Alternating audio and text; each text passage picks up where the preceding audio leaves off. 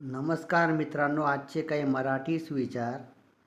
थोडीशी उष्णता जास्त झाली की पापड जळून जातो. थोडासा राग जास्त झाला की नाते संपुष्टात यायला लागतं.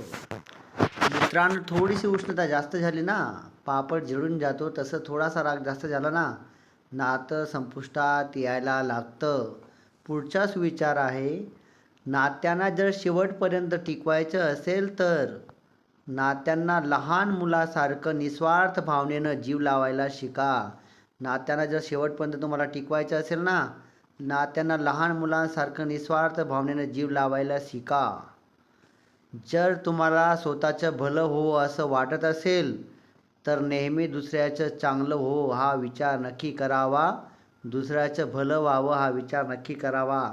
मित्रांनो, पहिले स्वतःचा विचार करू नका शिल्पीसारखा. पहिले दुसऱ्याचं चांगलं करण्याचा प्रयत्न करा, मग तुमचं चांगलं होईल.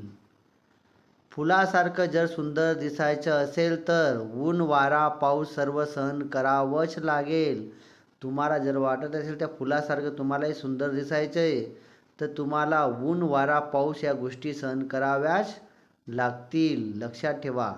पुढचाच विचार, एक लक्ष आयुष्यात असं ठेवा ज्यामुळे तुम्हाला नेहमी काहीतरी नवीन करण्यासाठी नवीन शिकण्यासाठी प्रेरणा मिळेल. एक लक्ष आयुष्यात खूप चांगलं ठेवा जे तुम्हाला पुढे घेऊन जाईल.